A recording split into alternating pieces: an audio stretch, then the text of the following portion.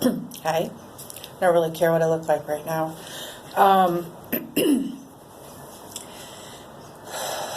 We had another local tragedy with a child being, I'm going to back up a little bit, or not.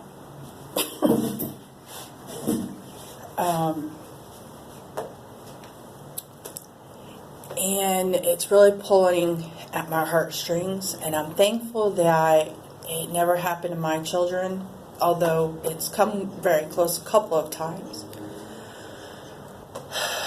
The streets in our area are not well lit. I'm in Cape Coral, Florida, and the recent tragedy of a child loss was in the Suncoast Estates in North Fort Myers, Florida.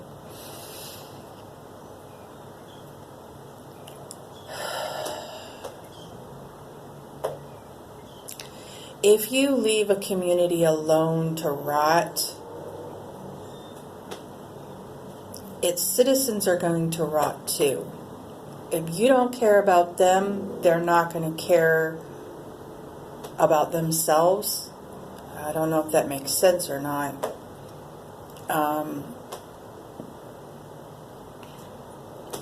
I guess you could say the poor neighborhoods.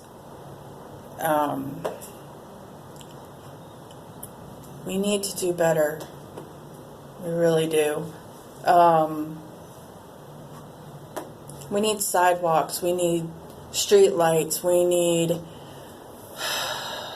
safe sitting areas for our children to wait for their buses. We need responsible parents and adults to stand at the bus stop with their children in the dark. There are children getting home when it's dark, and that's not okay either. The little ones, up until, I want to say, even high school.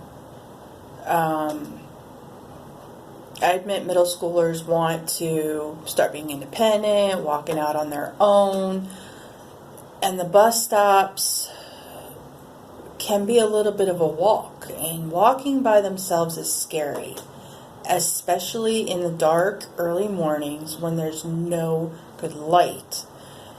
There's rarely any kind of reflectors anywhere to show where curbs are. And if you're not sitting with your young child at a bus stop, making sure they're safe, even if you have to have a neighbor that you trust or a babysitter or something, someone willing to volunteer to take your child to the bus stop every morning for you so you know that they are safe. I was kind of fortunate because I was a stay-at-home mom raising my children, so I was at their bus stops with them. And I made sure to stay there and make sure the other children were safe as well. I did not feel comfortable leaving them alone. And if you're a mom or a dad, parent, you're gonna hopefully have a heart to stay with your child to make sure they get on their bus safely. And, if you know that they're young or they're getting home at dark time, even from getting off the bus to walking home can be from light to dark and in that instant.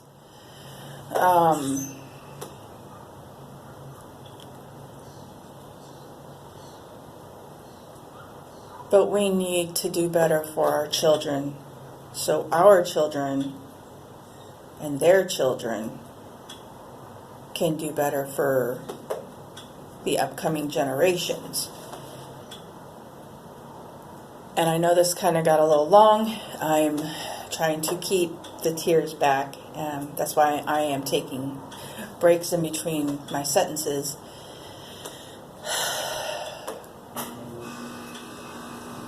but you people are judging the people that are taking these children's lives, and I understand, because I did too in the beginning. However,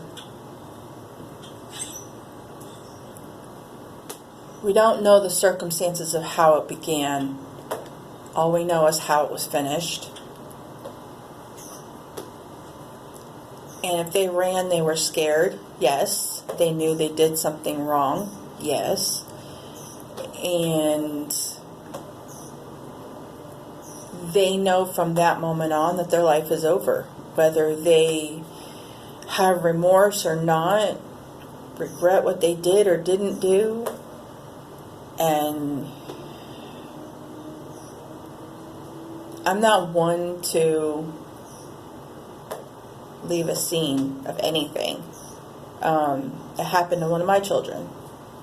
My son was riding his bike. I think it was to a friend's house. He was in high school.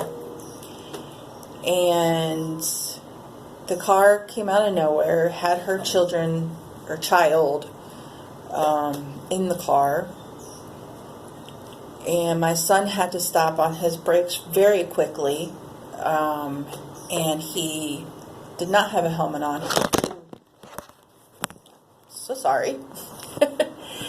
He flew over his handlebars, and he knocked his head, and he broke his collarbone from being thrown from his bicycle because he had to stop fast. That lady left the scene and left my child there to die. Had there not been anybody else there with him or any other witnesses, he probably would have.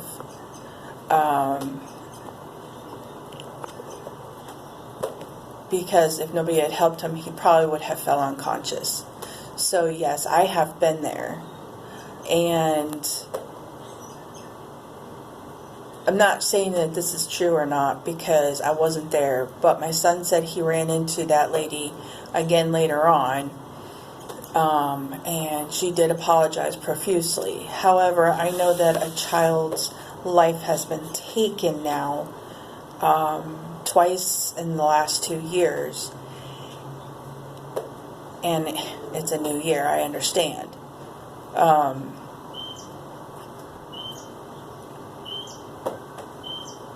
Don't judge them unless you know them.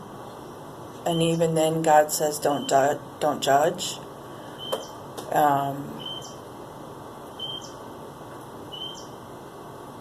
So just pray for everybody involved, including the hit and run driver.